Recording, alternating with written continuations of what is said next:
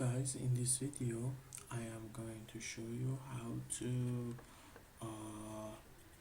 see about the task list. It's a kind of task manager but in common prompt that you can see the sims app systems running,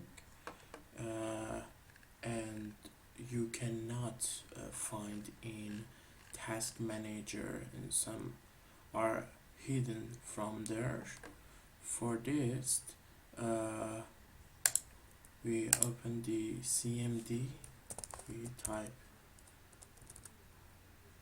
task list, click. You can see the all apps are running in your system.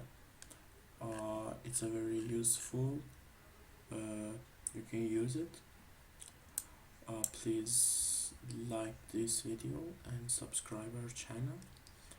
Thanks for watching. See you next time.